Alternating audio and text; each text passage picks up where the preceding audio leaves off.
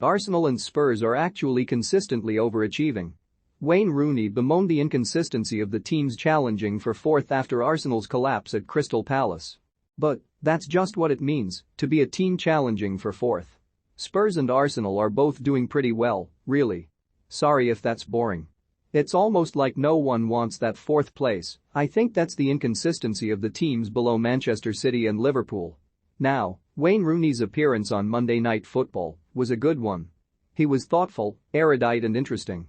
He was strong, though not sensational, when discussing what's gone wrong at Manchester United, very good on Harry Kane, and when talking about his Derby side you could clearly see why he's proving critics wrong as a manager and making a mockery of the tabloid caricature that people have confused with the real person behind it throughout his career.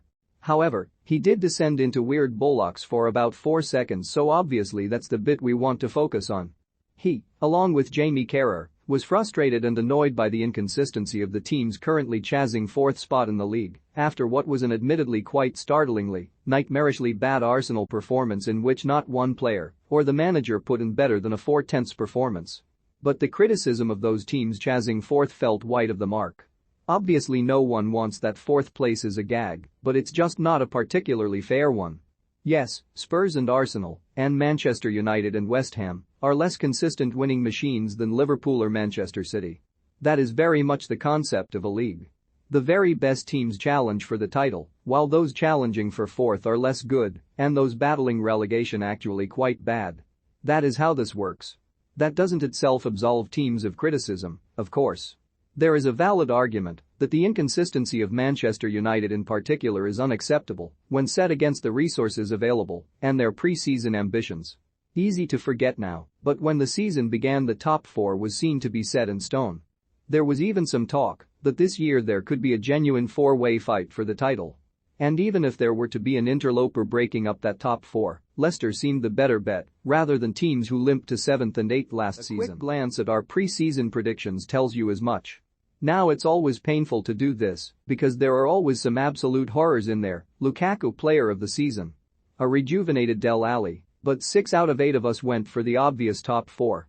And one of the exceptions was Will going for Leicester over Liverpool in an overtly foolish piece of contrarian attention-seeking. Winty was able to have Arsenal for top 6 under pleasant surprise, while this was also just about the only answer where I didn't shit the entire bed, saying neither North London side would be as grim as everyone seems to expect in finishing 5th and 6th. Both sides are doing considerably better than they did in admittedly disappointing seasons last time out, and more importantly better than pretty much anyone expected when the season began. Failure to finish in the top four would now be a disappointment for either, because an opportunity has presented itself where both sides look at the table and see the only serious opposition for that fourth spot is now their cartoonishly flaky neighbors, but it would not constitute actual failure. Ambitions and targets shift and change as seasons progress, but neither could have expected to be where they currently are heading into the finishing straight.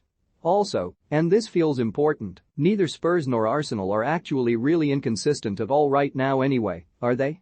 Their results are entirely in keeping with sides good enough to challenge for a Champions League spot, but not for the title. Arsenal had won 5 consecutive away games before their capitulation at Palace. Spurs have won 5 of their last 6 games, all 5 by at least a 2-goal margin. Both teams are picking up points this year at a rate entirely consistent with that expected of a team challenging for fourth. Viewed through anything more than Arsenal's most recent game, both teams are also clearly on, if anything, an upward trajectory and finishing the season stronger than they started. This is where the Big Six label is so often unhelpful. They get treated and judged as a group rather than on their own merits in their own specific moment. A few years ago Liverpool were exactly like Spurs and Arsenal are now. Last year Spurs and Arsenal were exactly like Manchester United are now. Arsenal and Spurs are inconsistent only in comparison to the 2 standout teams in the league going for the title. If they were as consistent as Liverpool and City, they would be in the title race with them. But they aren't, so they're not. Which is fine, because nobody expected them to be. Arsenal had a horrible night at a ground where, back in September, Spurs had a horrible afternoon. One of those teams will probably finish 4th, the other will probably finish 5th. Both are currently doing really quite well for the most part, as boring as that sounds.